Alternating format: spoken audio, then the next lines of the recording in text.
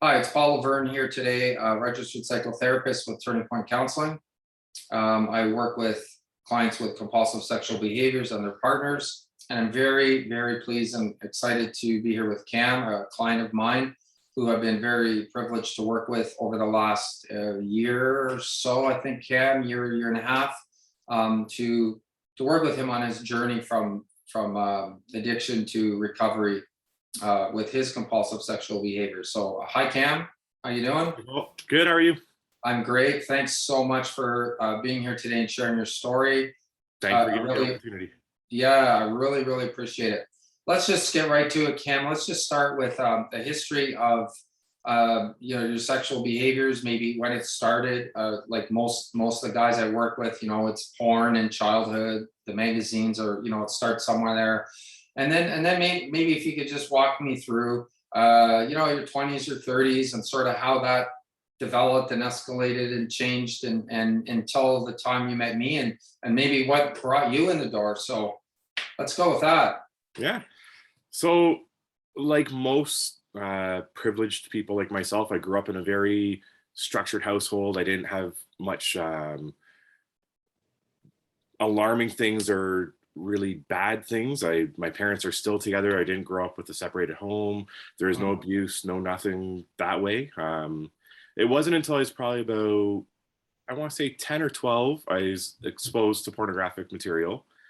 And it's really from there, as I recall and go through recovery, I can see how things drastically escalated and changed just from that What, exposure. yeah, what was that first? Was it Dad's Playboy? Was it videos? Like what was the porn and or more how did you access it or whose was it? I'll, I don't know why it's so vivid in my memory, but I'll never forget. I was at my best friend's cottage at the time. We were up there in the early spring helping his dad open up the cottage and get everything ready. It was a rainy afternoon, and his dad put it on and said, "Hey, boys, let's watch this." And from then on, it almost became a ritual where we'd go to the cottage, we'd watch that, and then it'd start turning out where we'd have like sleepovers on the weekend back in town, and we'd watch porn at night. Like his Right. dad would watch it with us sometimes, and sometimes it would just be us. So just to be clear, you're at a friend's house with his dad, and he says, "Let's watch porn," and you're 12, Yeah, I want it would have been grade 12, six, 13? grade seven. Yeah, and your friend's the same age, Yep. and is it pretty graphic stuff? Oh, it was hardcore. Yep. Hardcore porn. Yep. So what are you thinking sitting in the room with your friend and his dad who puts this on out of the blue? And then is there any women in the house? Is his mom Oh, there? so it's just the three of us. Okay. What's going through your mind? I didn't know how to process it. I'd heard of it, and like as a young boy, you talk about it and like you talk about girls and like all that, right? But I wasn't like, it was overwhelming almost, the like Yeah. excitement that it gave me, right? Like you Had could you feel even like, seen a Playboy up to that point, or no, I've seen I like haven't even the seen like Sears. maybe Sears catalog or something, right? Yeah, right. The Sears Onward. catalog was definitely Right. like, I had masturbated before that had happened, but Right. I had I didn't think anything of that. I thought that's just what young boys do in Sure. puberty and discovering their bodies, right? So, Yeah. and then like again through recovery, I start realizing, hey, like, the masturbation every day to the Sears catalog was just that the door is already opened. The porn exposure at the cottage just was like dumping gas on the fire. We had Oh, like we had the embers going, and then we just added the fuel right away, right. right? And so from Wow. that, like I can remember grade 9, grade 10, I was lucky. I grew up in a very techie family, and my dad owned a computer company. So we always had good computers and good internet access. And I can remember starting to look up stuff on the internet and starting to download stuff and like building a collection on my computer. And because again, I grew up very fortunate. I had a computer in my bedroom. So I was Mm, very easy to isolate and shut. My parents yeah. trusted me with my door closed. Well, and they had no idea, I'm sure. That, Well, I mean, parents today barely have any idea. Back then, it would have never occurred to them that our son could be downloading porn on his computer, right? And you'd be in oh high school at this point, right? You're still in high school. yeah, Yeah. yep, yep. And so in high school, I didn't really have a lot of confidence, and I was very timid to approach women and like try and like ask girls to date or go to the dance or like any of that kind of stuff, because I wasn't like, You're I just was a little shy or shy, and I was bullied a bit like okay. about my size and physique, because I wasn't like your typical like, I was a bit porky. I had glasses. Like I was a computer kid, right? Like I was more techie and like Okay. into technology and computers and video games than I was into playing hockey and Right. You weren't the basketball. jock or the popular Yeah, crowd or and the dog or yeah, growing athlete. up where I've grown up, it's a very big hockey community, like most Ontario towns. But Sure. where I come from, there's some big hockey players that grew up in our city, and it's just the hockey program is very strong where we are. And just that was never something that interested me. But unfortunately, at school, the majority of my grade was all AAA or good hockey players, right? And so with Right. that good hockey player comes that like the bullying and the hazing or whatever you want to call it, just stuff that happens that now is getting more attention. But you don't think about it and what it does at the time, right? At the time, I just whatever, water off a duck's back, and I'd go home, play video games, watch porn, and masturbate, not Right. realizing what I was using that as a crutch for, not Oh, realizing that, oh, yeah, early on you learn to use it to self-medicate. yeah, and not realizing I was self-medicating. It would just, it almost became routine. I'd play video games all night, and then when I was done playing video games, I'd watch porn, masturbate, and go to bed. And Wow. Okay. you don't like So with by the time you finished high school, was this something a day had this already been a daily thing for you then? well, by the time I was done high school, I was masturbating 3 to 5 times a day. Okay. And like it, so I'd say grade 11, grade 12, it took a big jump because I started doing a co-op in high school where I was gone all day, and I was working in an electrical company on construction sites and right into the thick of the blue collar world.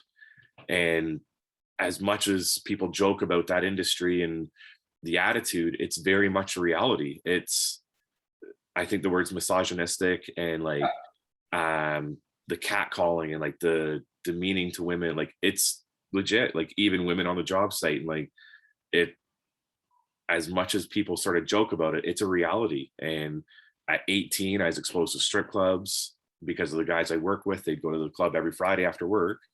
And They bring you with them? oh yeah, because you'd go right for like, you'd finish the job site at 4:30 and they'd Yeah. go. And it's like I can So remember part being of there their times. weekly ritual then. Yeah, and like I can remember And of being course times. you want to what fit in, you want to fit in and be cool and be Well, accepted. I mean, there's tremendous social pressure in a sense that way too. Improve yourself I'm and I'm an 18-year-old working with 40-year-olds trying to fit the part, right? right. So you don't want to be that guy where like, oh well, no, I'm not comfortable with that, because you're just going to be eaten alive on the job site all next week. So Right. you conform, essentially, is the right word of Yeah. putting it, the right way of putting it, I think. What was, I'm just curious, the first time you went to a strip bar at 18, was it shocking or had you consumed so much porn at that point that it was sort of like, It's all, the porn became reality. So I remember the first time I went, it was, we were there at like 4:30. There was no one on stage, like there was no performers. It was just the shooter girls and the bartenders. And I can remember being in there and like I can remember my heart like um I just remember feeling my heart like beating through my chest, because like here's these girls in these skimpy little neon bikinis walking around shooter trays flirting with you to try and get you to buy shots from them. Right. And to right, me, that's what like you would see that in the videos at the beginning, and that's how the video, like, you know what I mean? It just, it started to make it feel or seem like those videos were realistic or could happen, right? And they weren't scripted and made in a green room, like, you know what I mean? right. it it almost justified the porn. It made the porn seem like it was, Oh, interesting.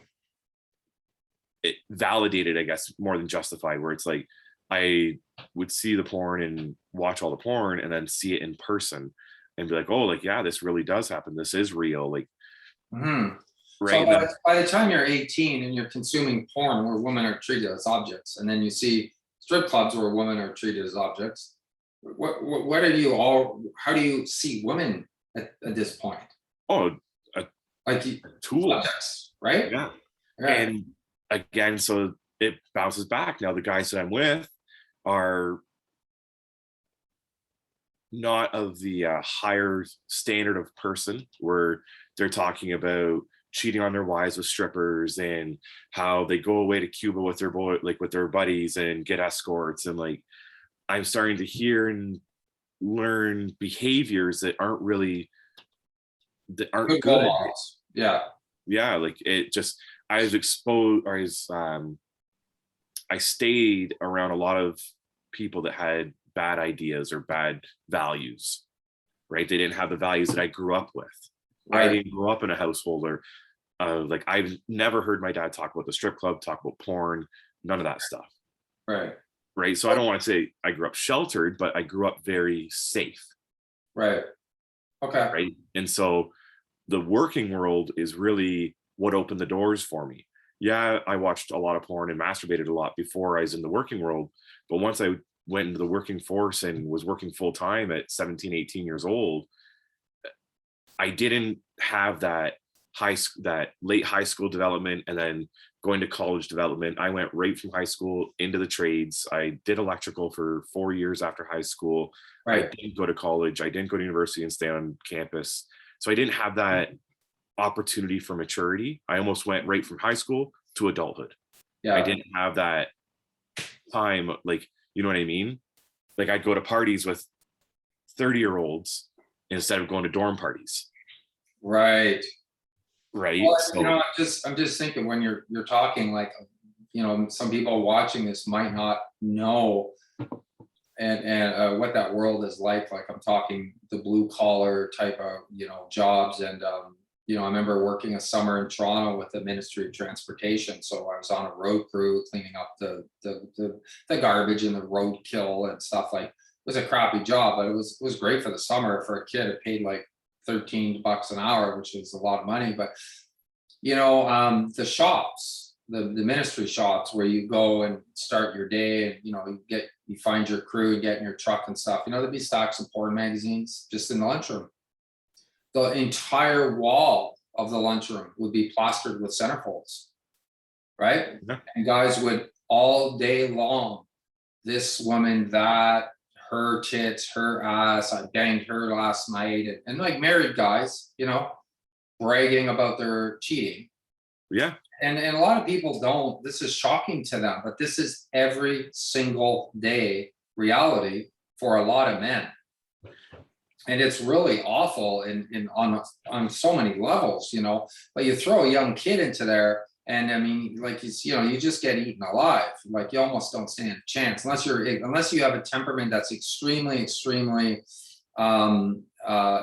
like disagreeable, and you're not afraid to stand up for yourselves. But you're not going to find a lot of 18-year-olds on a crew of 40-year-old men going like, guys, I think you're disgusting pigs. You go to the strip bar, leave me out of it. yeah, because It's not you're going not going to be on that crew anymore, to. Right. right? Right. And at that point in my life, I had become used to the income of working full time, Yeah. and at my age, that was incredible money, and so Yeah. You like the I'm money. not going to jeopardize that. Right. But then that money started to fuel the problem as well. Right. So, Okay, so let's go through your 20s now and 30s, say, and how did things go from that, progress from there and escalate? so with those guys I worked with, I started to be exposed to dating sites. And so, like, I can remember Plenty of Fish had come out around then. Oh, okay. And the one journeyman that I was apprenticing under was like, he was the I'd say the most dog. Like, he was like, everyone would like, oh, wait to hear his story from the weekend. Like, oh, what chicks did he hook up with? Like, where was he? Like, he was like the idol of all the other journeymen, being like, oh, well, he's got the SVT Cobra Mustang. He goes out to the strip clubs and takes strippers home with him. Like, he was the party boy, I guess you could say, right? Okay. And so he exposed me to it because I was working with him, and he's like, oh yeah, like, check out all these chicks are messaging me, they want to hook up this weekend. And so then I was like, oh, like, I could talk to girls, and I could face rejection virtually and not have to face that rejection face to face. Because I Right. still, like, as much as I was being exposed to a lot of masculinity and confidence through the job sites, I still didn't fully embrace that feeling. Okay. And it was easier for me to do it virtually or type something out where if I didn't get a response or didn't hear anything back, no big deal. It's better than hearing no to your face or being Yeah, laughed it's a in your lot face. safer. It's safer emotionally, which is Yeah, because I remember in high school, apps are so popular. well, and in high school, I'd ask girls to go to the dance, and they'd laugh or say no, and like, so you already have that preconceived experience, right? Yeah. And like, that's just high school. Like, I'm not going to blame that for anything. I think if anything, Well, that's those experiences are very formative, though. yeah, I've heard lots of stories from high school, myself included, that really, really impacted men deeply for many, many years. So I wouldn't minimize that at all. yeah. Yeah. So we get into early 20s. I'm probably 21 or yeah, 2021, Mhm. and the party boy had his basement apartment became available. Okay. I had was good at where I was financially, and I was like, you know what, I'm done living with my parents. I'm going to move out and get my own basement apartment. Be Sure. sweet. I can live underneath the journeyman I'm with, so I don't have to commute anywhere. Get up in the morning, get in the work truck with them, and we go. It seemed Oh, like a great idea. right. Well, in hindsight, that again, instead of I use door analogies, and instead of I say opening the door and peeking, we kick the door open. Right. We're like the Kool-Aid man coming through, Crashing like through the wall. yeah, right. Like let's go, because now I've got my own place, my own internet. I can. There's no accountability. There, like, and I Right. No hadn't limits. No learned. limits now, right? Yeah, right. And like at the time, I didn't think about it that way. I didn't. It wasn't until working with you and going through history of behaviors, it's like, holy, like, yeah, like that was a big red flag in the direction of where my addiction was going.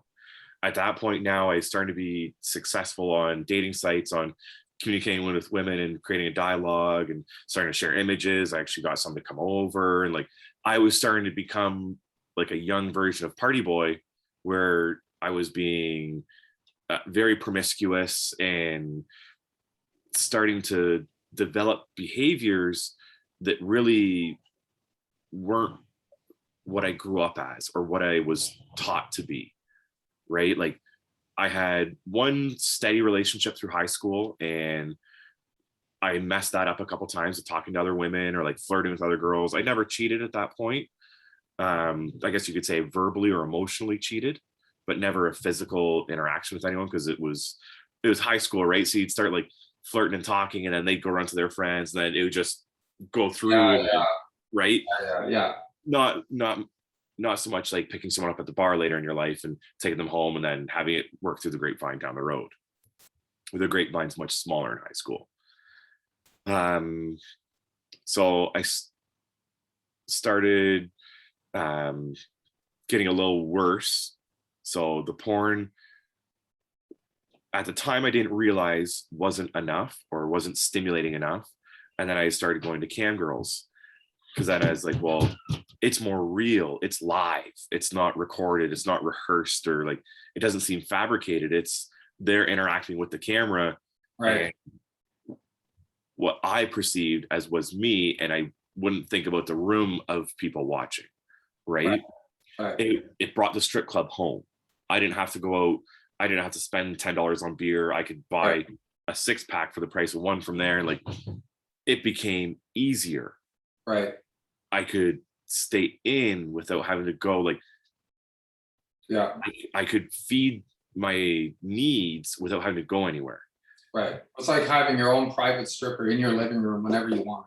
Yeah. And like it got to the point where I had a computer hooked up to my TV because there's a larger display, and I could make it bigger and more like Right. seem more real. Right. Right. Where like I remember getting my dad to help me hook up the computer and all that to the TV, with like not just sitting like right up to the monitor so I could be across the room. And like I remember him asking me, he's like, oh, well, like how come you're doing all this? I was like, oh, well, I'm gonna start playing computer games on my TV and like some media and stuff, like completely dodging the truth. And like Right. But it was right? all to watch cam girls and porn better. And Bigger at the and more. time I didn't realize what that response was. It like with working with you, where it's like, okay, I was just trying to hide the attic world from the real world. Right. I didn't want, I almost felt I couldn't talk to my dad like that, because that's not how we grew up. My brother is one of the most straight edge people I know, and still is. Like, I remember, so we'll fast forward years now, but like my bachelor party before I got married a couple of years ago, we were at the strip club and my brother didn't go. And he was my best man and he got upset. Like, it caused a bit of an argument between us because he, like, the way we were raised, right? And he was never exposed to porn or anything like I was that I know of. But Right. it's interesting what you reflect on now that you didn't realize in the time of. I didn't realize that when I forget the term, but I basically was forced into paying a cam girl money because she recorded my side somehow. Yes. Which I know how it happens now, but I didn't Yeah. know how, like, I didn't think that was possible back then. This happens more often than people realize. Right. And it wasn't a small amount of money. And Right. Yeah. at the time, sure. So when that happened, I went through a binge and deleted all my porn and cleaned up, Yeah. not realizing that that's a wave or a pattern through the addiction. It, like, I've read on Sex Addiction 101 by Robert Wise. He talks about the binge and purge in there. And like the podcast you got me into, Porn Free Radio with Matt Dobbs shoots, Yeah. a lot of his episodes talk about binge and purge. And it wasn't like I didn't realize that. Usually it's a close call, a bad experience. Yeah. Someone almost walks in on you while you're looking at porn, and then you have a moment of clarity in a sense, and you're like, oh, this is, so you get rid of everything and you white knuckle it for, usually it's no more than weeks, months, but or weeks or months, right? Yeah. And so you're in your early 20s living on your own, and it's still porn every day. You've already been going to strip clubs weekly, and now it's escalated to cam girls, and like chatting with girls on dating sites. Like I was and meeting girls, hooking up, right? Yep. And like going on to like hook up specific websites, Right. not just like your Plenty of Fish and Tinder or whatever, like going to your, like, I forget what's some of like adult black book, like there's all sorts of like adult friend finder. Like I was on a ridiculous amount of websites. Right. And I would go through purges on that where I would be heavily under the websites and talking to multiples of women at a time, getting pictures and sending pictures back and forth. And then I can't remember any close calls that would cause me to stop doing that, but I would almost just fizzle off and then come back into it. Now, late 20s, or I guess mid 20s, I started dating my now wife. And that's when the behaviors, so the hooking up in person went away because I was, and like the excitement with my now wife and like our intimate connection or intimate chemistry was phenomenal. And still, like, that was one of the appeals that brought us together, is how well we connected that way, I think. And that distracted me from the chase of wanting to hook up with women and like wanting to chat. Well, she was something new and interesting. Yeah. And yeah. And you got a good connection. So yeah. And so we're together for a year or two and then decide that we're going to move out west together. Mm-hmm. And at that point, I had started off and on being on hookup sites and trying to get pictures from women, but like it would be like very sporadic. It wasn't very consistent. Mm-hmm. The porn use was very consistent. And I can remember her asking me about that and if I watched any of that. And I can remember straight up lying to her, be like, no, like I don't watch porn. I don't masturbate. Like you keep me under, like you hit all the boxes for me. I don't need that stuff. And meanwhile, like we'd be texting about that and I'd be watching porn. Wow. And so it started to become a bit of an issue with our intimacy because she wanted to try new things or explore. And addict Cameron was very interested in that, and she was wanting to explore things that I would normally watch in porn. And when she had asked me about it or wanted to try, I was very resistant about it, didn't want to do it, and just didn't seem interested. She'd ask me about fantasies and I wouldn't really come up with any, but meanwhile I had exact niches and specific content that I'd watch in porn. I was very much secluding the two worlds. Yeah, well, you're right into the double life that addicts develop, right? You have the addict Cameron, and then the other part of you that's, you know, married, and the work Cameron, the husband. Then there's this second part of you that's sort of compartmentalized, but right. But I'm curious. So why were you not interested in trying some of these new things? Even though she was like, what was the resistance from? When I reflect on it, I think I was more scared to Mm. bring those worlds together. Oh. I think I was nervous about slipping up Mhm. and exposing myself. I Okay. couldn't, like, at the time, it even so, we'll fast forward a little bit because it ties into this. She had caught me online on a dating site because one of her coworkers I was messaging and trying to get pictures from, not realizing it. Our coworkers? Yeah. Mm. Okay. And this is when we're out west, so we're 4,000 kilometers from home. We're each other's only support there. Okay. And No friends or family. correct, yeah. And like we had just moved out there, so it was maybe a month or two into being there.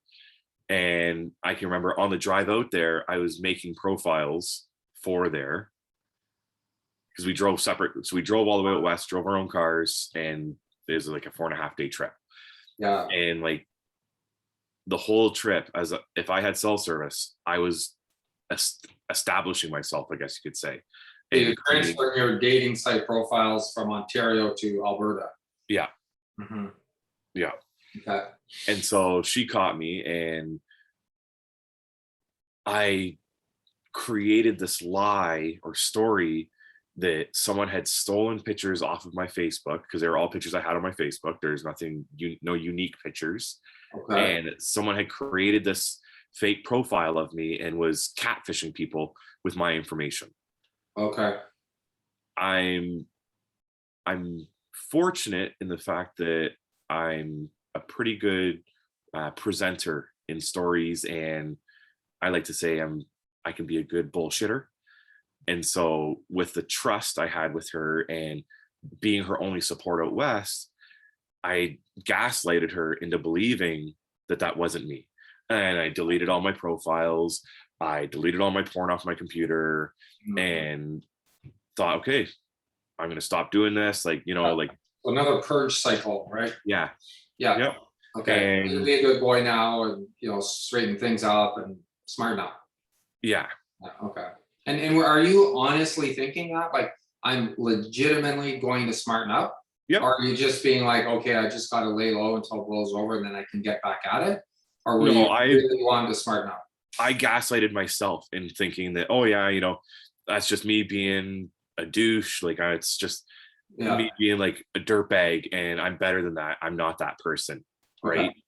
Okay. And so, because at this point, we'd been together long enough. I'm now thinking about proposing, and like I want to move our lives on together because we've now moved across the country. We can live together. Like things are working and things are falling into place where I want to be. Mhm. And so it was like a week or two after I had already re-downloaded gigabytes worth of porn. Like I can remember we went over our data one month and she couldn't understand why I went over our data. And I gaslighted her saying, oh, because it's all the games I play online. It's the bandwidth to use for playing games. It's not that I'm downloading or anything. And I think our limit was like 150 or 200 gig. So like, Right. there's no way you'd use up that much just from playing online games. But her not being very techy and me being able to be very Bullshit your way adamant out and of it. Yeah. pushy or whatever terms you want to, right? So Yeah. again, gaslighting her on that. Yeah. Um, And for anyone watching that doesn't know what gaslighting means, I mean, you can look it up, but it basically means that you convince the other person to question their perceptions You can use anger and bullying and be indignant and or just be a good talker, and you convince the other person that they're wrong, what they see or think or feel is wrong, and or even that they're crazy or overreacting or too sensitive or too jealous or too whatever. So basically you blame them for what you're doing, right? And it's kind of a form of psychological abuse. Actually, it can be that, right? So just for Yeah. people that don't know what gaslighting means, let's throw that in. I didn't know gaslight until we started working together, and now it's like Right. one of the go-to words. Yeah, yeah, Yeah. yeah. Well, there's a movie called Gaslighting. It comes from that, where a guy drives his wife insane by convincing her she's seeing the light on when it's not on, it's actually off, like an actual gaslight. Yeah. Okay, so you're out west. You do a purge or two, but you're still coming back to it, and it's porn, dating sites, right? And Yeah, and then so now what? so the dating sites, Alberta was different than Ontario. Their people are different. The dating sites weren't working for me the way they did in Ontario. And so then now with my job, I started being on the road for 3 days out of the week every week and gone overnight for all 3 days. So I'd leave Monday, come home Thursday. Okay. And I didn't realize how vulnerable it made me, but I was alone in a hotel room every night by myself the whole time. And now at this point, so we're in northern Alberta, I'm working in northern BC. So I'm I'm more disconnected. Right. And so now I started trying to communicate with women on dating sites, and I wasn't very successful with that. And I don't know why, it just didn't happen. So then the guys that I worked with started talking. I heard them talking about escorts and escort websites. So then I was like, oh, well, like they would communicate with me because they'd want my business. So I could get them to, like, they would scratch the itch for me and like communicating and like talking in fantasy, I guess is a better way of putting that. Where Okay. like I would make hypothetical scenarios with them and like lead them on to thinking that I was going to be a client or that I wanted to have an appointment, and I would bail last minute or fall through or like make an excuse and not. That worked until it didn't, and I did end up meeting with one in person. At this point, I was engaged to my wife and had already proposed to her, and I can remember immediately after, like, the wave of guilt that hit me, where like Mm, I can remember my hands were shaking, and it wasn't shaking from a dopamine experience or like excitement or joy. It was fear of being like, how am I going to how am I going to live with this and not tell my soon to be wife, who like I'm head over heels over, and like I'm in the best place I've ever been. right. And right. So I sweep it under the rug. I delete the dating sites. I go through and delete browser history on my phone. Like I big purge Clear again. tabs. Yeah. Right.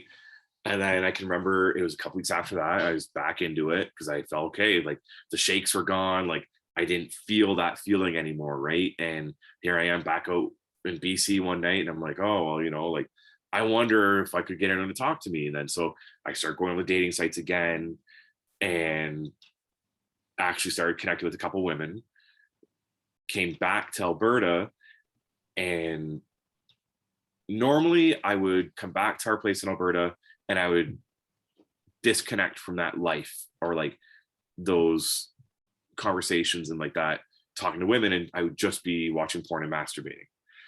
For some reason, I couldn't kick it, obviously because of the addiction. And I can remember I was sitting in the bathroom. I told my wife that, or fiance at the time, that I had to go to the bathroom, and taking your phone to the bathroom is a pretty normal thing nowadays. And I remember I was in there for a much longer period of time than I normally would be to go to the bathroom. And she opened the door right while I was like browsing. And I can remember like jumping and like locking my phone and turning it right away. And then she was like, well, because I'm pretty sure she could see the pictures of the women. Well, it looks pretty suspicious behavior, right? Right. Yeah. And so I remember her getting very upset, and we had a big argument. And so she left the bathroom, and I immediately closed the browsers, deleted history, and like did a quick clean on my phone. So I come out of the bathroom, and she wants to see my phone. So I let her see the phone.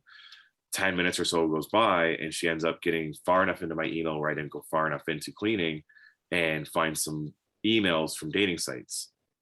Right. At this point, I felt that I was in trouble. And I said to her how, so when she accused me of it, I was like, oh, well, I've had that email since before we were dating, and I was on those dating sites before. So it's just spam emails that still come in. That's why it's so old. Like, that doesn't, like, I don't go on those sites, or anything. Like, I'm with you. Like, again, the gaslighting, and I was getting very defensive, and like making her feel bad, be like, how dare you accuse me of that? Yeah. How dare you even question me, right? Yeah. Yeah. Right. And so got through that, and then So this is like the third time now, right? up until the big one, I think it was 3 or 4 times she caught me. Right. I want to say 4 times, it maybe even 5. Yeah. It's crazy. It's crazy for me to think about how many times I gaslit or lied or was discovered and BS'd my way through it. And like, I am still where I am today. We're 10 years together. This is our 4th wedding anniversary this year. Like, it's incredible, because so the big discovery is November last year. If you had told me in the middle of November, beginning of December, that that's where I'd be right now, I would have laughed at you and said, no, they're like, I've ruined it. There's no way. Right. And like, that's partially because I'm lucky with the partner that I have, and that she believes or agrees with me about our emotional and our connection aside from that. Right. Right. And that she gave me the chance again after everything. Right. But it, like, the progression that happened in the 20s and like late 20s up into my early 30s now, it got out of control. Like, I'd say it was my 29 to 31. Like, there's 2 years where it was very bad, and that was up until recently, or like last year. So, well, actually this week is 11 months sober. 1 year. Wow. Awesome. 1 year is November. So Yeah. we're right there. Like, it's next month. And Okay, so my question is, well, okay, so I want you to tell me about like those 2 really bad years, but did it ever enter your mind? And see, this is I'm a recovering addict, as people may not know, but 15 years sober, 16 years sober. It never ever entered my mind, I'm addicted to porn. I'm a porn addict. Did you even know there was such a thing as a sex addict or a porn addict or a compulsive sexual behavior? no, I can remember being like frustrated with myself once, being like, God, like, here you are downloading all this porn again. Like, what's wrong with you? Like, So you knew something was wrong, but you yeah, had no vocabulary for it. You had no and frame of reference for it, no I'm explanation. not gonna, available. my best friend now. So the friend I had that I first was introduced to porn with, I was best friends with. We were inseparable. Like, we were And like, his dad put it on at the cottage, that guy? yeah. Oh, okay. We ended up drifting away in high school when I went into the co-op program, Okay. because we went more sciences and technology. Okay. And we had a falling out, and never really, like, we maintained a friendship, but not anything like it was before. Okay. And about 12 years ago, I met my best friend that I have now, who is not at all, doesn't go to strip clubs, doesn't, like, none of that stuff. Right. Right. And so, like, I can remember in the 2 years that were bad, I can remember thinking, like, man, like, my best friend doesn't even like talk about porn like this or watch porn like this. I'm not going to talk to him, be like, man, like, I don't know why. Like, you're almost ashamed to talk about it because you're like, well, like it's not really talked about. It's not in mainstream media where people are like, oh, well, you know, like watching too much porn, like, you know, that's bad for you and it leads to this and that. Like Mhm. it, it was like, I want to say it's the armpit of addictions where like it's an addiction, yes, but Mhm. people don't think about it or forget about it. It's not like AA or NAA, I think is the other one. Like, Yeah.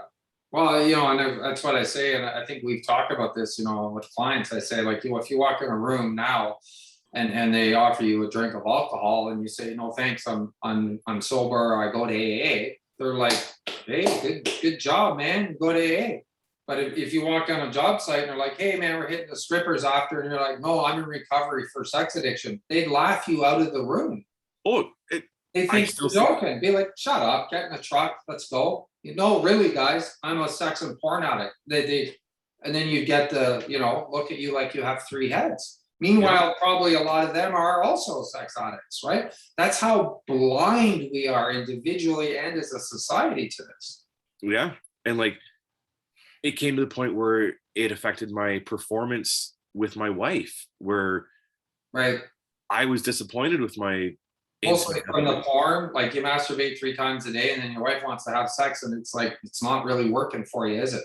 It's not, it was never really that way. Oh, okay.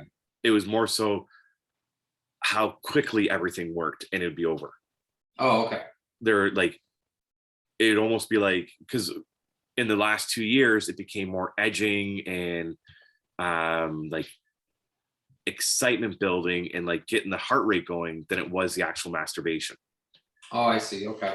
Right. Like when we did the one exercise about the hunter addict and the killing addict, Right. it it was always more the hunt for me and the chase and like the win of getting girls to send me pictures or like getting that success, right? Right.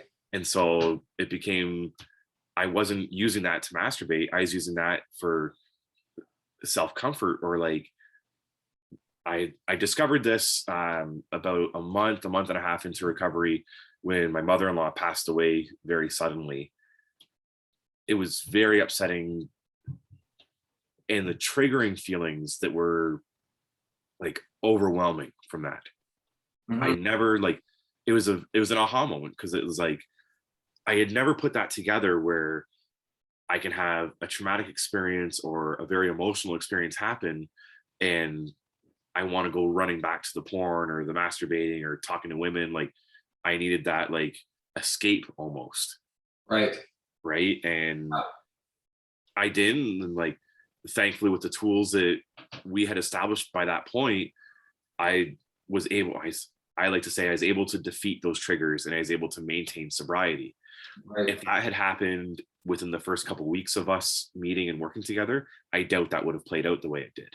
Yeah. So walk me through up to getting caught the last time and what got you on the phone with me Yep. or yeah, what was going So on in your life? What was going on in your life around that time? so at this point where the pandemic's just starting to, Hey, like you came back to Ontario a couple yep, years ago, right? Okay. yep. And so we came back in November. My wife now discovered messages on my phone with escorts in December. And I remember it was right at Christmas time and she threw the Christmas tree at me and like it was Who did bad. the Christmas tree at you? Yep. Because she was so hurt because I kept promising. So every time I'd be discovered having these messages, I promised that I never met up with anyone. I'll never do it again. And just like the same song and dance every time. Be like, well, no, I don't know. At this point, so the Christmas experience, I said to her, I was like, I don't know what's wrong. Like, I don't know why I have these conversations or why I pursue this stuff. I don't have any desire to meet up with anyone or anything. I have my, like, you are my desire, but I just get into these habits or patterns of doing this and I'll stop and so on. So But I you did. don't really have a really well articulated Yeah. It explanation. just, I That couldn't just sounds to explain it. her like more bullshit because she already Yeah. And that's doesn't trust you, right? right. So there's no trust. And I'm starting to get to the point where I'm like, I don't understand why this is happening. but I'm not investing anything to understand why it's happening. I'm more investing in my relationship and just trying to talk to her and be like, hey, like, I don't know what's going on. I can figure this out. Just give me time. Don't leave. Da, da, da. Like, more focusing that way when I shouldn't have focused like that. I should have focused on, hey, I do have a problem. I need to figure this out. And if that means whatever that means for us, that means for us. But I didn't. And so we fast forward, goes about 8 months or so, and she gets on my phone, doesn't find messages, but finds browser history of looking at escort ads.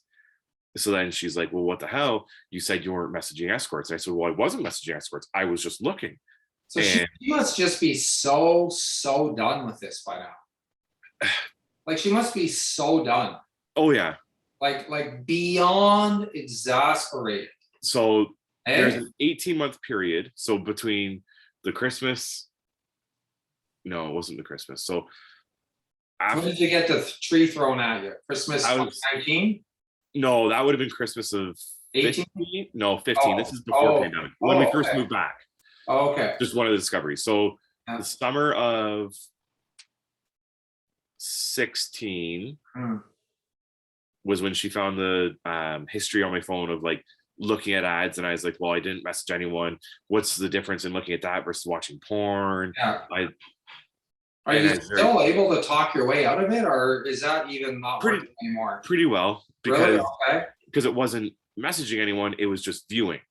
And Okay. so I was fighting it, saying, what's the difference into looking at these ads versus watching porn or looking at the Sunshine Girl or like going to the strip club? Like, I I guess I defended it well enough that it was her upset, and it carried her. She was upset for a couple weeks, and it just moved on. Mhm. So we fast forward a year to, this would have been March of, well, it's more than a year. So March of 19, I want to say. Because when did the pandemic really start to take off? Was that 2020? Yeah, last year, about March 2020 was the first lockdown. Yeah. So it would have been March of 2020. Her birthday was right before the lockdown started, for the first lockdown. And she caught a conversation on Facebook Messenger of me with an old friend from like when we first started dating, that was a girl that I knew through the car community because I'm a car enthusiast and all this. And there was some flirting happening back and forth, which I defended. That's how we used to communicate. And like, that's just the type of friendship we had. We never, like, there's never any intimacy or anything that happened there. But it was still inappropriate and still borderline like, hey, like, you're married and have a kid. Like, you shouldn't be joking like that with another woman. Right. Right. Regardless of what you think, she may not think that because it's been 8 years since you guys really talked or whatever. Right. Mhm. So she discovered that, and she was pregnant with our second, and it really created a very bad environment for probably a month that we ended up getting through. And again, through gaslighting and this and that, like through my usual song and dance, Right. defeated it. And then it would have been, so November of that year, I left my Apple Watch at home, and she went through my Apple Watch and found a bunch of conversations with escorts, a girl that I worked with was trying to get pictures from her. Are you Right. still chatting with escorts at this time? And are you meeting with them too for sex, or are you just talking? Not Or not just at that point, well, just talking. Just talking at that point. But it was like, it would be a couple a day. It was very frequent. And okay. like, so it'd be a couple a day for a couple days, and then it'd be nothing for a week, and then like just Right. repetitive. So the Apple Watch syncs everything with your phone, so all the Correct. conversations are on the watch. And even if you delete it off your phone, it doesn't delete it off the watch. Okay. So I deleted it all off my phone thinking I'm good, not realizing it was all just sitting there. Right. So it was either November 1st or November 2nd. I was at a new job I just got, and I'll never forget, she texted me a picture of the watch and the one conversation. And in that conversation, the girl I was talking to said, well, you're married. And I said, I know I am, but I don't care. And so she took a picture of that and sent it to me. And it was like a train hit me. Seeing your own words right there. Yeah. I had never, like, through all the discoveries, I had never experienced that feeling. And with every discovery on her end, it was responded with a very angry response, and very vocal, very like a lion, I refer to, like, where it was like a fiery argument, where this was, she was calm, cool, and collected. She sent that, and all she said was, I'm done, your bag's packed, figure out somewhere to go. Okay. And you're at work. Yeah. Yeah. And at So this point, this is a gut punch, right? yep. And at this point, I'm a month into a new company as a department manager, and like had been working to this goal for quite some time. And I can remember just standing in the parking lot, not knowing what to do next. Just numb, probably. You just numb, right? Yeah. What did you do? Pardon? What did you do next? Cried. Oh, okay. Went and sat in my car and just cried, because I didn't know what, like, my world was crumbling. So at this point had two girls. So my wife had her second daughter at that point. So I'm spinning, thinking about how I'm not going to see my two kids anymore. That just my world is coming to an end. That, like, I love my kids, and like having kids was a huge change for me. I wanted nothing to do with kids. My brother had a kid that, like, I didn't care, not when I didn't have kids. And then once we had our first, it just like a switch went off, and completely different person. Like, the porn use started to go away, and like I started to mature a bit. We had our second, and I was like, okay, like, I'm not going to be that person anymore. I'm going to be a strong father figure, and I'm going to be right by my wife. And I failed on all that. And I was spinning. And then about an hour or two went by, and we'd had a couple messages back and forth, and I was just saying to her how sorry I was, and how I didn't know what was wrong with me, and how it was fair. Like, at this point, I'm accepting the fate, right? I'm accepting it, and I don't want to say I was doing damage control, but I was realizing the damage I had done, and I was trying to own it and apologize for it. Right. Because every time there's a discovery, as much as I had the defensive front on and would be gaslighting and all that, it would be eating at me inside, the guilt, and like how I didn't want to see her that upset, and I didn't want to hurt her like that, and I didn't want to be that person to my wife. Mm-hmm. Right. So I think it was the next day, because I went home that night, I got my bag, said bye to my kids, and went to my parents and slept with my parents. It was either that night or the next night, she had found so unbeknownst to me, her and my mom were talking, and they were both agreeing that, like, the first night at my parents, it was the second night, because the first night at my parents, I was up all night sobbing to them about how upset I was with how I've ruined my life, and how I'm never going to see my kids again. And like, so you're telling your parents what happened, like, so they know. Yeah. Okay. And then your wife and her mom are what? No, my mom. Oh, your wife. My wife.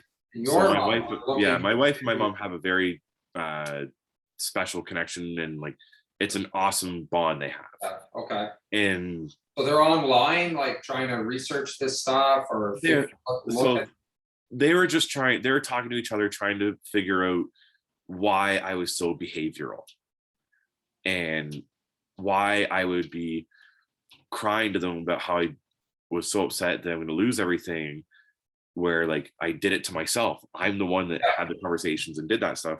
Why would I be so upset? Because obviously I don't want to be in the marriage if I'm doing those things. But I was adamant and like fighting that I do want, like, that what I wanted was the marriage, and I didn't want those behaviors, and like, you know what I mean? I was fighting for it. Yeah.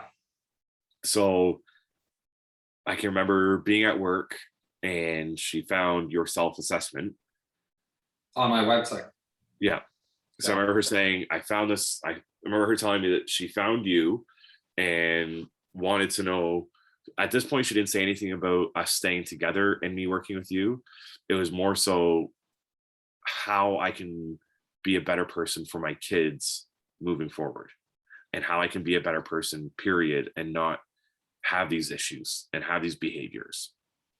Because it's not, I didn't want that. I didn't want to be, I don't want to be like that. I'm so happy that I'm not that anymore, and that I have the tools to be who I am now. Right. But so I said, I was like, oh, of course, like I remember profusely thanking her for finding you. And then she's like, well, why don't you do the self-assessment and see, like, maybe you have a problem. Hmm. And I was like, of course, like at this point, I was willing to do anything because I had to do something to salvage what I had, or at least salvage anything, salvage at least seeing my kids every other weekend or whatever is going to be. Right.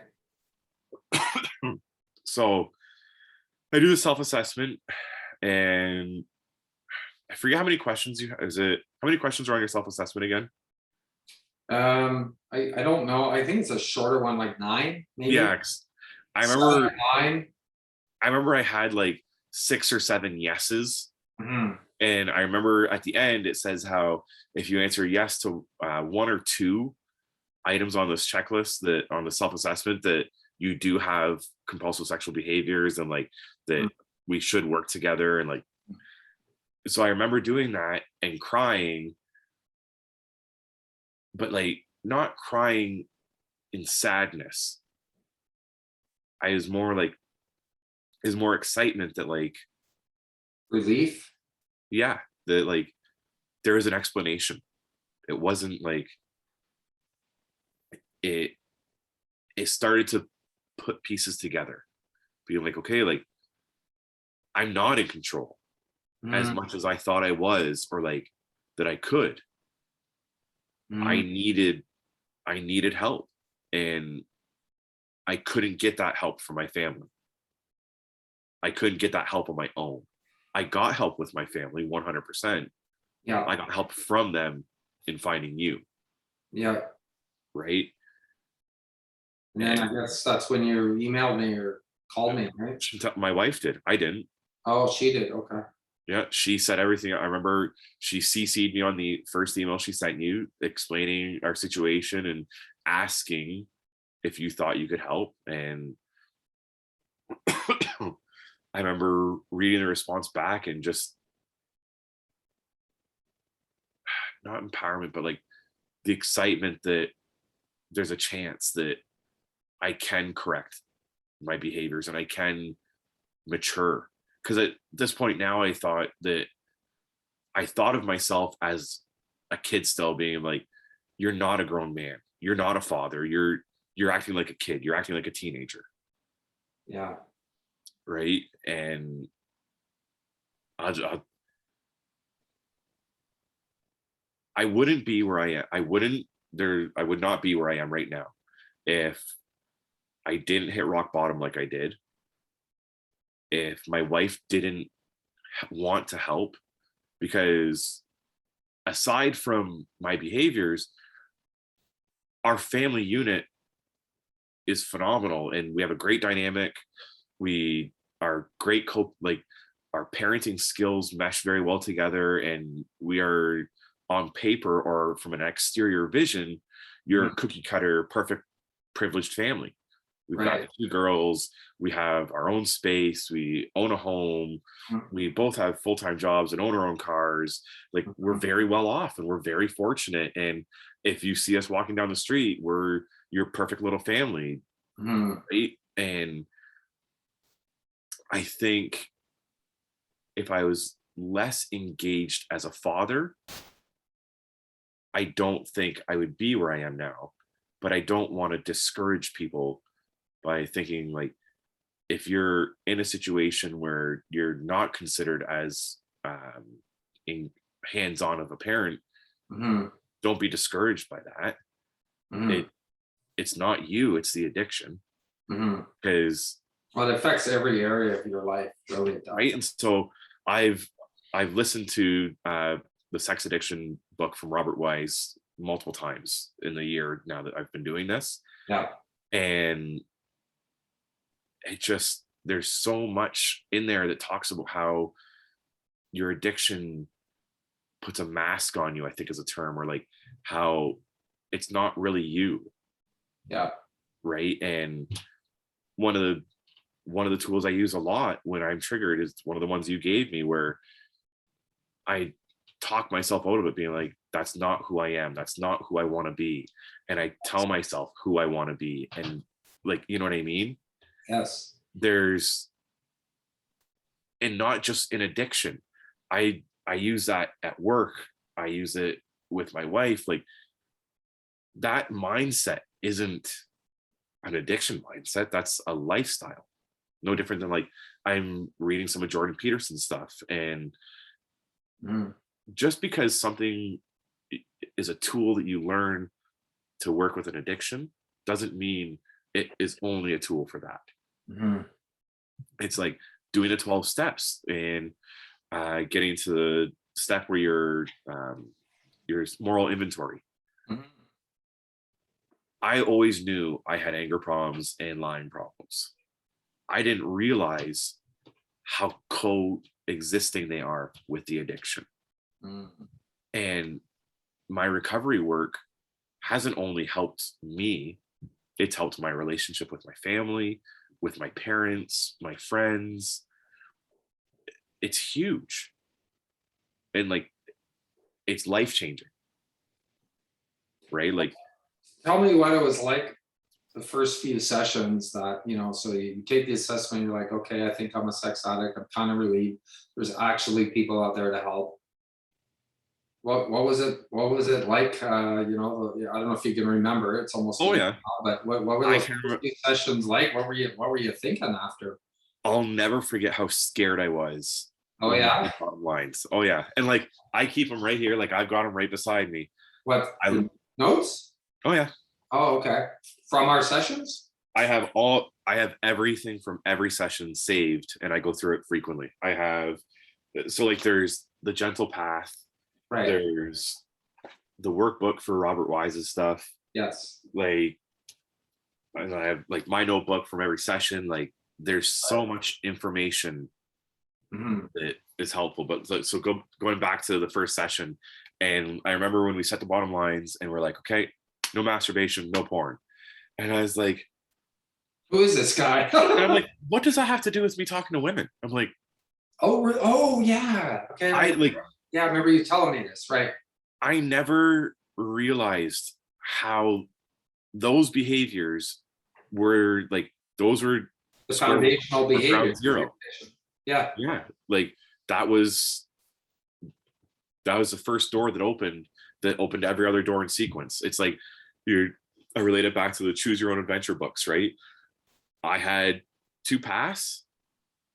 I had the path of soothing with masturbation and porn, or I had the path of normal behaviors and normal activities. Hmm. I could have taken that path, but Yeah. that path had a lot more resistance and a lot more new things. Where the Right. porn and masturbation is familiar, it's easy. Yeah. It's like the rule of thumb with electricity. Electricity takes a path of least resistance. Right. It's what I did for, like, when I look back on it, I don't want to say as an addict my whole life, but I was an addict for 20 years. And like, it's crazy to think that, where I was, it didn't really affect, I never had any issues with work from it. I never like, it never affected my We're a high professional functioning, career. what we call high functioning addict, right? Yeah, like, Had a good job, a career, sure, relationships, I make got a money. distracted driving ticket for being on my phone while I was driving. I got a couple scam scenarios where I had to give money away because I Mhm. was recorded, or people said Right. they were going to send messages to my family. Like, that happened, but it Mhm. was never substantial enough that it was a rock bottom. Right. And my wife and I, so we talk our communication has drastically improved through this and through my transparency now, and Right. through like doing check-ins and like disclosing triggers. And like I'll talk to him like, yeah, like I was driving to work today and like I just nagging in the back of my head the whole time, being like, oh well, go look up this porn star. Like I wonder what new movie she's done or something. Like Yeah. even to this day, like this week, the addict voice is still there and the triggers are there. I know how to deal with them now. And like the tools, like I think it was right at the beginning. Where was it? Yeah. So there's a exercise we did where we wrote out a graph and we said what it gave me and then healthy alternatives. That's like I keep that bookmarked Yeah, because that's a powerful one. What it gave me. It describes your relationship to your sexual addiction. yeah. And so like it helped me see the patterns and how to break those patterns. Or like Craig Pera is another guy that I listen to sometimes, and he Yeah. says to Mindful make a habit. habit, Mhm. yeah, and to break a habit, you make a habit, Make a habit. Yep. right? And so so I'm breaking habits of porn and masturbation and creating habits of cleaning more around the house and being more of a hands-on partner and more help. Where before, kids would go to bed, my wife would go watch what she wants, and I'd go downstairs and play video games and watch porn. So yeah. So were you, because early, like my first early sessions with clients, like it's very structured. It's like here's your bottom lines, your boundaries, like, there's a lot of information. Was your head just like swimming with all this? Like Oh wow, yeah, like and what's happening here, or what's going on? Who is this guy? Or did it kind of all make sense at a level two for you? Was it it like was these are the answers I've always kind of been looking for? Or was it that? the the first session was more intimidating than anything to because like Okay. you're admitting that you have a problem and you're seeking To a help, right? stranger. Yeah, sure. Yeah, and like this had been something I'd kept secret my whole life, and now I've never met you before, and now I'm gonna spill the like I'm gonna open the whole bag and be like, Yeah, here you go, yeah, right? yeah. And I was nervous to do that, and I think my personality of being an introvert and being like willing to talk to people probably helped me with that. Sure. And honestly, like I had faith in you because of what I read about you and what we had seen online. Like we we looked at lots of options of therapy and help, and there was no one that like there's no other assessments or anything that made sense like yours did. And Right. nothing that like after our first session, I can just remember like afterwards just sitting in my basement being like, wow, like there these lines are starting to come together. It's not just dots all over the board. It's like we're starting to piece things together and like it's starting to make sense. Right. Right. And like I think I don't think if we had have gone further in between sessions at the beginning, it would have been as successful. Because I see you every week Every week. Yeah. and like I don't think that would have been enough support for me. Yeah. Well, Right. and for most people, that's a rule of thumb. Is I try to go every week for 10 to 12 weeks if they have the time and the budget for it. I understand it can, it can be expensive, but that's Thankfully, that's like sort of the best. That sort of gets the best results because once you get momentum going, like what you really need to keep it going early on, and there's a lot of things that you're learning, and tools you're learning, and structures you're building into your life. That's important to have that consistency. So what were some of the key things looking back now? What were some of the key things that you learned that really helped you along the way? Could you identify any of those? yep. So one of the big ones that I use a lot is so when the trigger happens, stepping back and breaking it down. So going back to this week, I had an aha moment this week. I You had had what? an aha moment being like, oh, like, Oh, okay. Yeah. right. And so, I get excited about those now because I feel like I've been in recovery for almost a year now and I have almost a year of sobriety next month. It's those moments don't happen as much as they did at the beginning. The first 6 months, those are like a lot more often and a lot more like a lot of pieces came together. Where now it's like, oh, like cool. Like I reflect on it more now when it happens. So I having a stellar week at work. All the pieces are falling together awesome. Where our numbers are good, productivity is good, efficiency is good. Just everything's jiving, and we're tracking for a very good month. Okay. And I'm on my way home Thursday, and it's like I'm getting hammered by the attic voice, and now I'm getting annoyed. Persistent thoughts. Oh, my whole drive home, like Attack. I've got my podcast, so I've got porn free radio on, and I'm listening to porn free radio, and it's like I'm being screamed at in the back of my head from the attic voice, being like, "Oh, don't listen to Matt anymore today. Like you're good. You listened to him a lot this week. Like listen to some music. Maybe you could, like check out Instagram. Like Right. pushing." Right. And so I started to get annoyed at myself, and so I pulled over for a minute. I was like, "Okay, I'm like, You what's going actually on?" pulled over? Yeah. To Yeah, 'cause what? To just think it Yeah, through? because I'm like, I'm not, I can't drive and think about this. I'm like, I need to stop for a minute. What's going on here?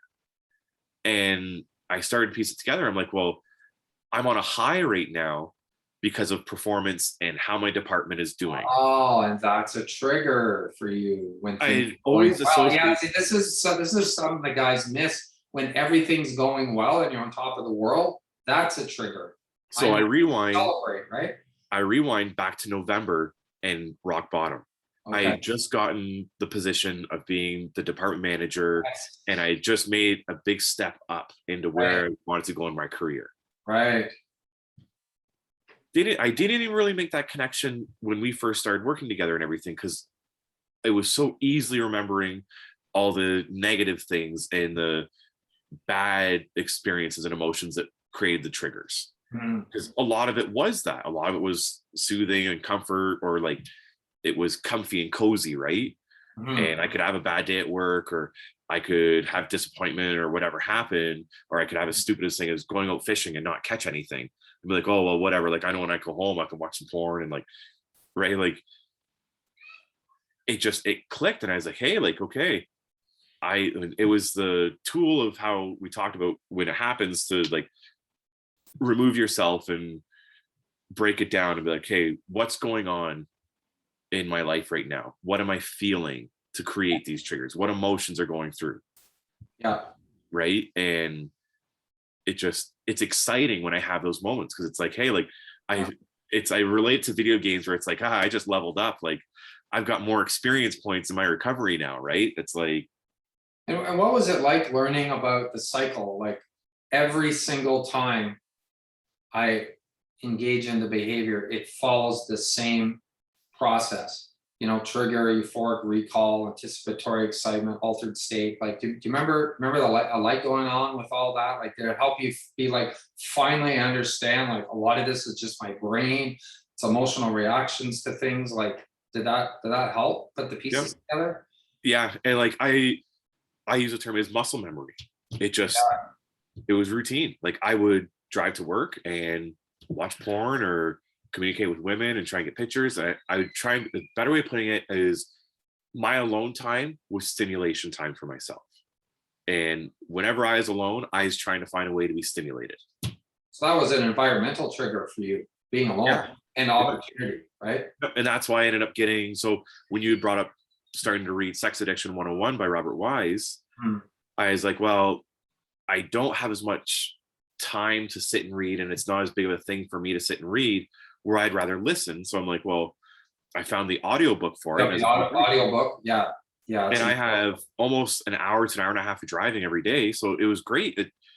You get to that whole book in about 5 days, right? Yep. Yeah. I think it's 6 days I got through the book. And then I It's got through it. amazing, it's amazing what you can absorb on audiobooks. And I always recommend to clients, like take your commute time into recovery time. Yeah. And like, Right? that's exactly. Instead of listening to the same old songs on the radio that you listen 100 times. Well, and I didn't realize how triggering music can be.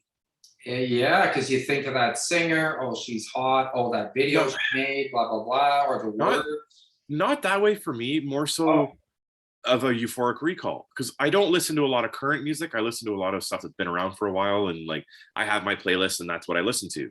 So So it started, how does it trigger you though? so I would remember hearing certain songs as white noise while acting out. Oh, okay. Yeah, yeah. So they're paired in your memory with sexual behaviors, the certain songs going on, like maybe in the background or Yeah.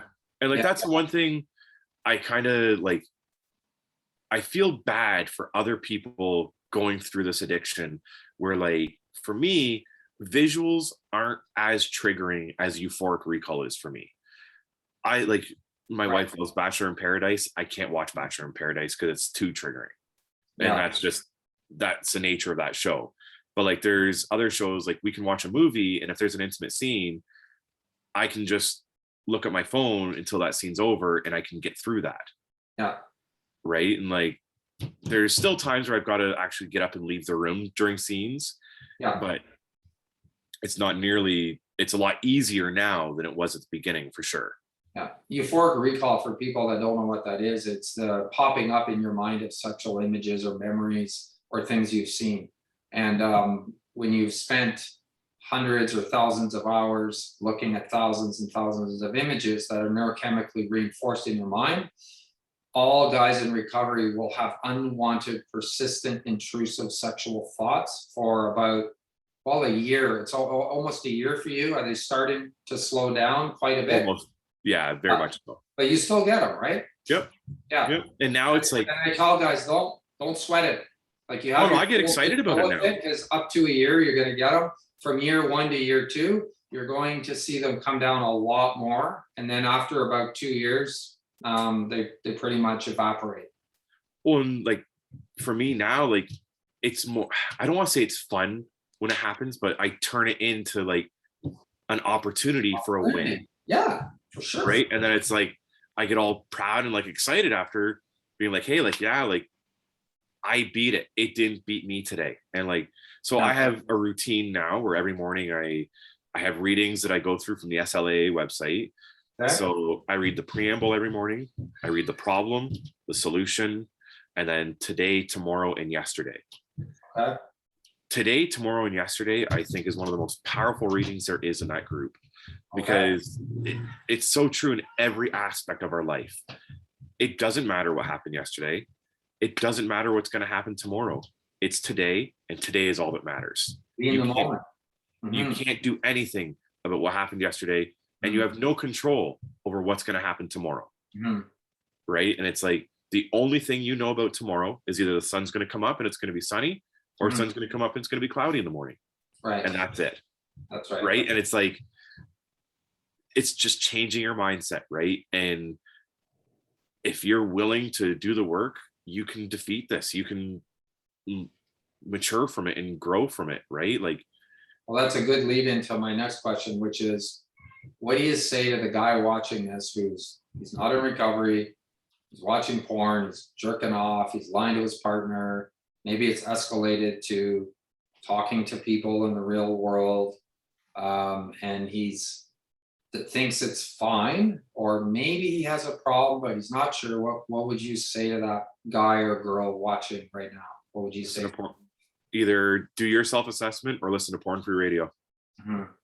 And like, I remember when we first started working together, you talked about like going out for walks and like just going to do things at night. And so I started to do that. I'd go for a walk at night and I'd listen to the podcast or I'd listen to the book and just educate yourself is what you're saying. Learn. Yep. Right. Yep. And walking is like, I've always been somewhat physically fit or whatever. Like I haven't been like the gym buff, but I haven't been like, in my opinion, the total potato on the couch. Right. I've been like that in between. Right. And it just, you feel better going out for the walk. And like, it's a better time, especially when you're listening to something and not listening to everything around you. You can really appreciate what's around you. Right. And that's like, it makes me a little envious of where I live versus where you are. Where you are, you have a lot more opportunity for a lot more serenity and tranquility. Where in the city, it's a little harder, but you can still make it happen. Yeah. Right. And again, that's another like huge thing. It's don't be afraid of recovery, I guess is a better way I'd put it. And like, I feel blessed and honored, not honored, very appreciative that I have not slipped, and I'm still sober, and I am still maintaining all my bottom lines. Mhm. But don't be afraid if you don't. Right. If you slip, you slip. And you have to accept your consequences that you've established, and you learn from it. Like, And what do you say to the guy that's like, I got this. I don't need help. I don't need group. I don't need a stupid therapist. Like I can do this on my own. What do you say to that guy? you don't. That's what I thought. And I tried multiple times on my own to control it, and I couldn't.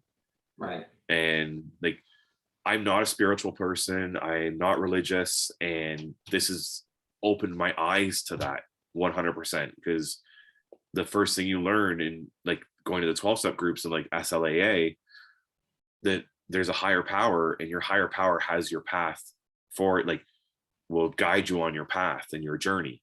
Mhm. And like having that mindset now, I see those things happen. Like, we recently sold our house and are moving into a bigger house 3 years earlier than we thought we were going to. Wow. I had a Okay. 5-year plan in this house. We're 2 years into it, and we're going to the next step of our lives now. I wouldn't be in that path if I didn't start this journey. Well, if you didn't enter recovery, you probably wouldn't even be in a marriage. No, 100% I wouldn't be.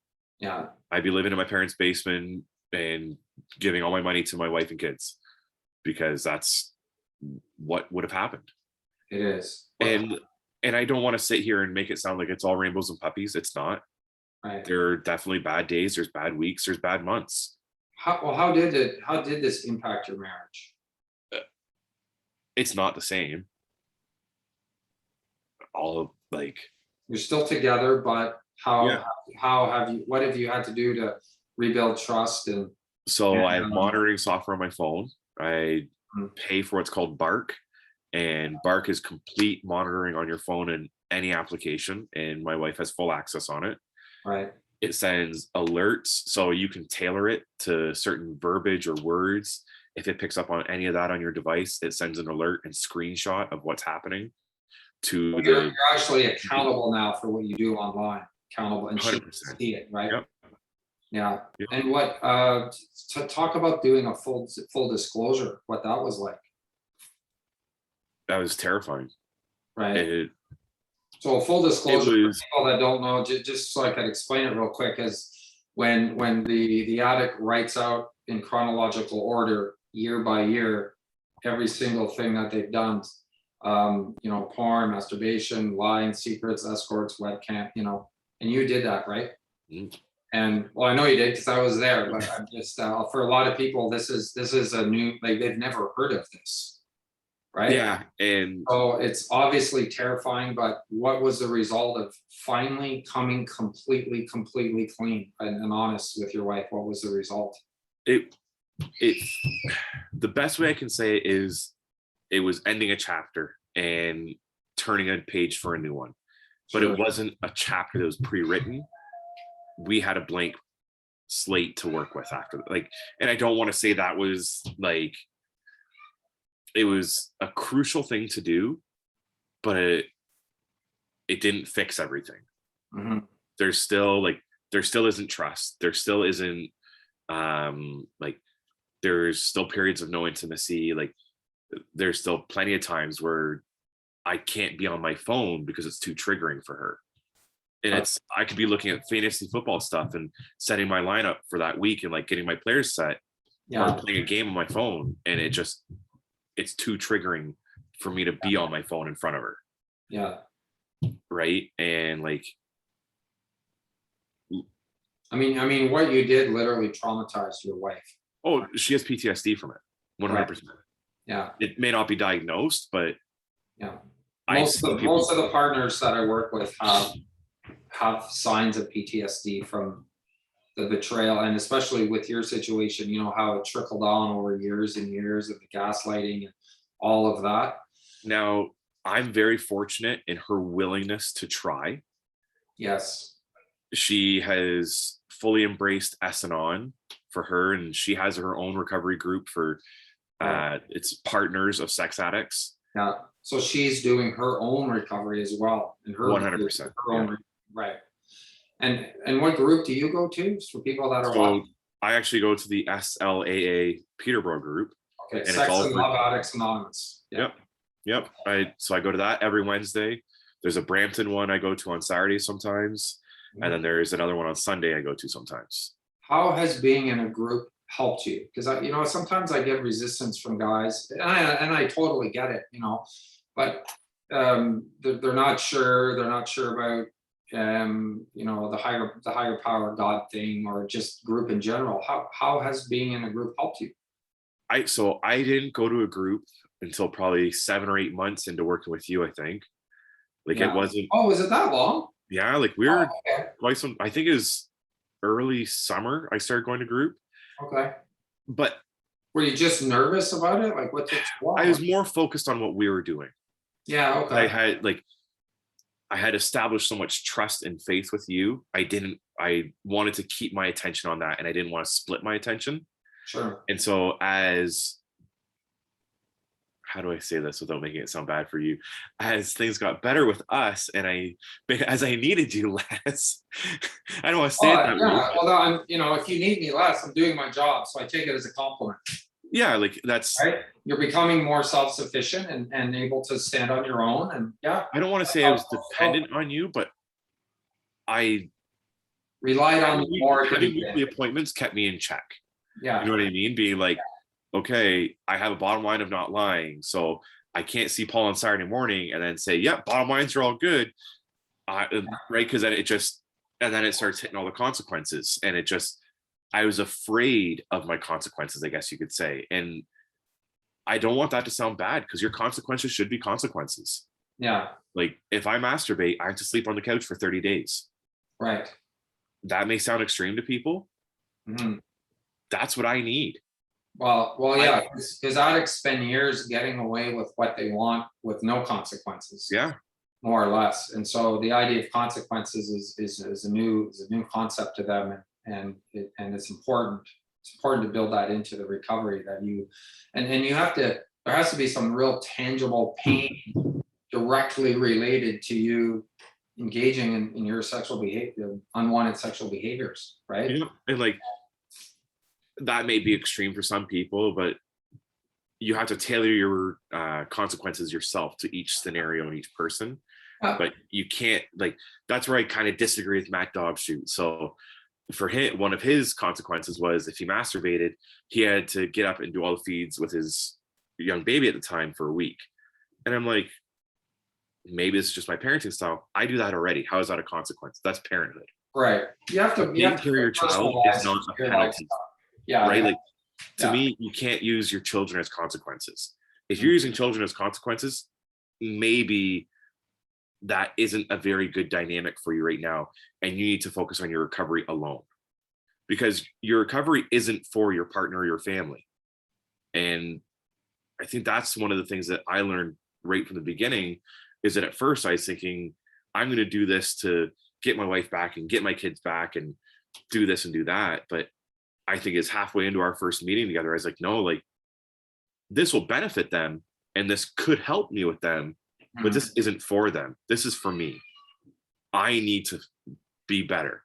Rather, even if we separated and never got back together, I don't want my girls to grow up thinking that my behaviors are how they're going to be treated.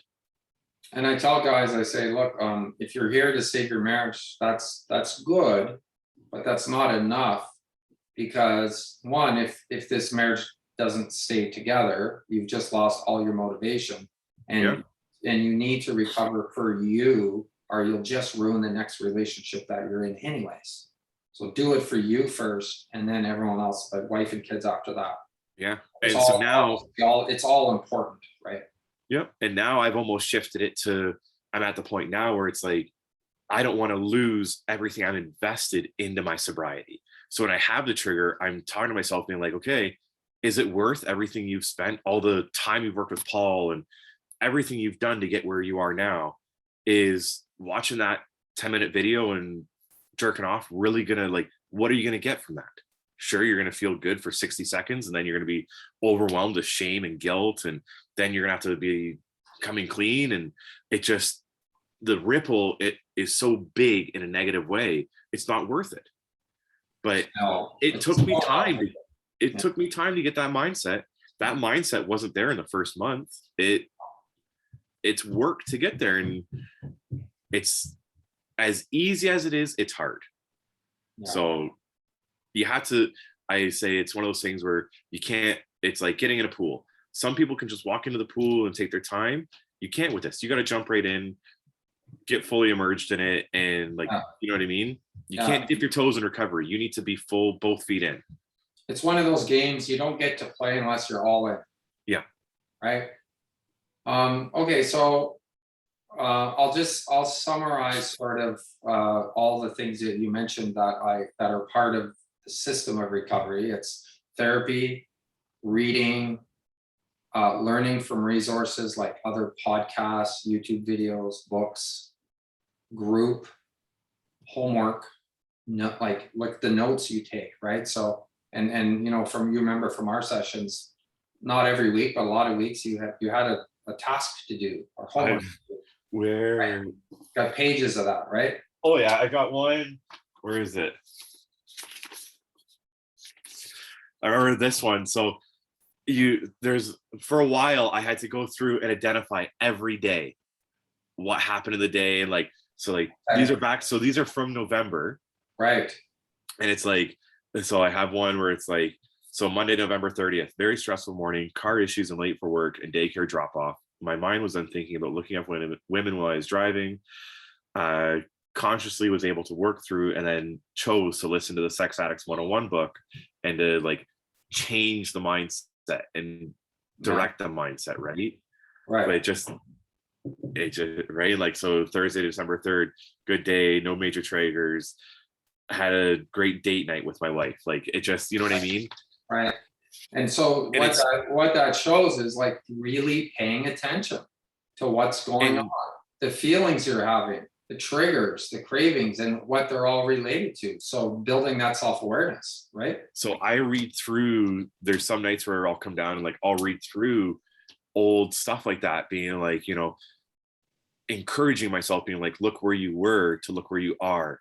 I used to have to write out everything all week and like write out my triggers and like really work on identifying areas of issue, where now it's like there's areas of issues that come up or whatever, but I know how to deal with them and I know how to work with them, right? Like journaling does help too. Like it's nice to get things off your chest and like not having to, I don't want to say burden someone with that, but you can sort of let things out without sort of hurting someone. Sure. Right? You can talk, you can just get some stuff off your chest and like, and just write it out, right? And get it off your conscious. Yeah. Or like, if you have a strong accountability partner or friend that you can do that with, I would almost say that's even better. Yeah. Right? Oh, like accountability. That's another one I forgot to mention, but accountability. So right. And like you were that for a long time for me. Yeah. Right. And now like I'm coming onto the backside of the circle now, where like I'm becoming that person for a couple guys in group now, where like guys have reached out asking for someone to talk to and like someone to check in with, and I'm offering myself to that now. And like what a feeling that is to like give back, right? Like to like doing this, right? Like people need to know about this, and you can't be afraid to talk about it. So, okay, and on that note, any final, I couldn't agree more. Any final thoughts to someone struggling with their sexual behaviors, or a partner who suspects something? Yeah, what would be some final words of encouragement you want to share if they're watching this? Don't be afraid to pull the Band-Aid off. Yeah. Because we all hide and we all mask emotions, and if you truly love your partner and want to do what's best for you, you'll pull the Band-Aid off and you'll shine light on it. Because we're so much in darkness when we're acting out, that we need to be in the light, right? And it's hard. It's emotional. It's not Is it not a worth walk in the park. It's not fun. but is it worth it? Oh, 100%. Hmm. Like I've said through this whole thing, I would not be where I am right now. I would not have what I have right now. Yeah. Right? Like my work has gotten better. I'm advancing through my position. My home is improving. Like, and that's the things I tell myself on the bad days when my wife is very triggered and questioning every little thing and saying, why'd you sit in your car for so long when you parked when you got home? What were you doing?